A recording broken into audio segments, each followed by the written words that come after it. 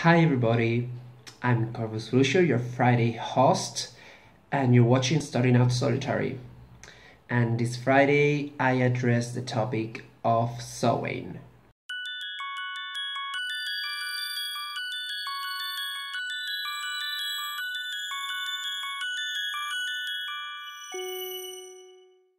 So Samhain, I hope I didn't mispronounce that. I will try to be very quick because I have addressed this topic so many times in my channel that I'm kind of tired of it. The first thing that you have to know about Spain is that we don't celebrate Halloween.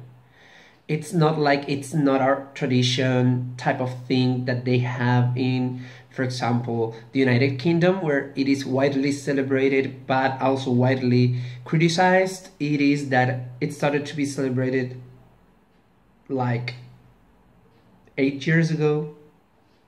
It wasn't when I was a child, it wasn't there when I was a teenager, certainly, so keep that in mind. In my tradition, we call this time Senonotis or Senonoxtis, and it is roughly translated as Night of the Ancient Ones, and it is a reference to the fae folk and the ancestors.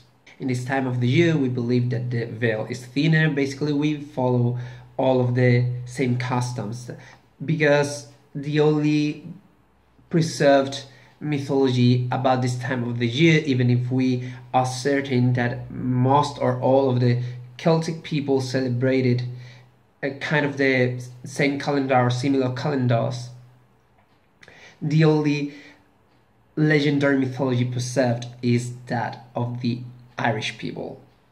So we basically have to rely on that and make a comparison and the adaptation to the standards that we know about the other Celtic people that are different to the Irish people.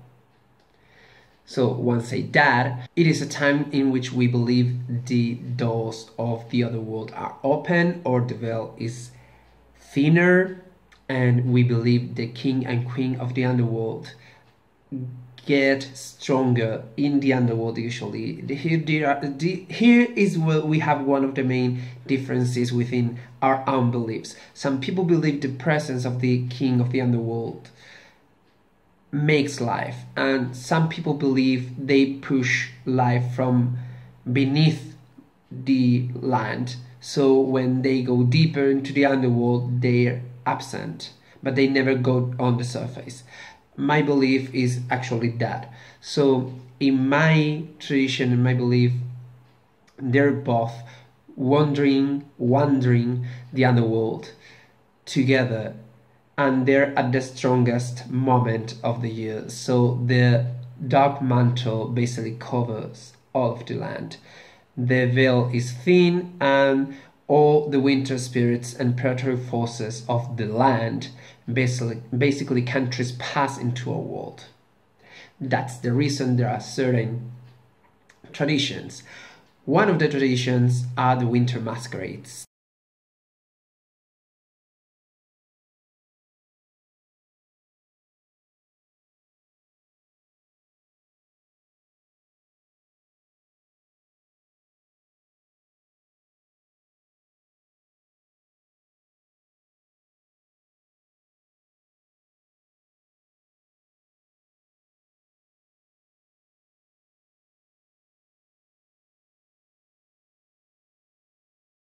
The winter masquerades are not always in winter, some of them are actually in spring, but they start in winter.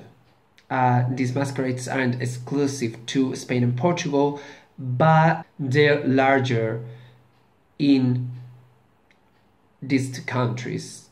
Some other countries have prominent masquerades, but I haven't seen that they're that important. So whatever. The case is that these masquerades are probably tradition, not exclusively Celtic, but maybe an Indo-European, to awake nature and scare away the evil spirits and the predatory forces of winter. These masquerades are based on dressing as certain scary characters and dancing a lot, chasing the ladies on the streets. Some of these dances are using bells and other noisy tools in order to make the loudest noise possible during that celebration. And some include making bonfires, jumping over them, saying what you want to get rid of, stuff like that. And in the northwestern areas, there are these traditions that are called magostos. It changes from local language to local language, but basically magosto. And eating chestnuts around a bonfire is like the most common custom in a magosto.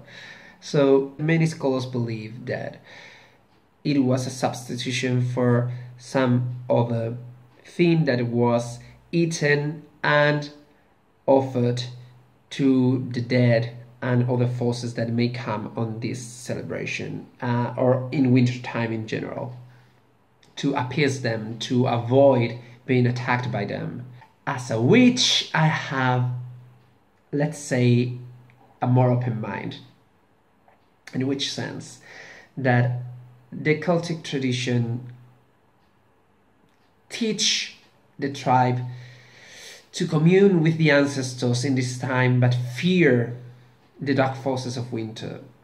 As a witch, I am quite open to bargain with these dark forces of winter, to learn from them, to come up with a pact, to try to offer them something that they want or need in order to get something from them. Basically, they're no different to other spirits that I may be willing to deal with, just maybe more dangerous. But I assume, in my view, the craft is dangerous. You can't have things without exposing yourself and without risking yourself to a certain extent. So yeah, that's my view of sewing, like an opportunity to bargain and have deals with spirits that aren't usually that close to our world. So yeah, tell me what you think in the comments down below. Like the video, subscribe to the collab channel if you haven't. Again, I'm your Friday host. I'll be here every Friday. Thanks for watching, guys. May the gods and spirits watch over you all. Happy Halloween or Samhain or Senonotis, and bye.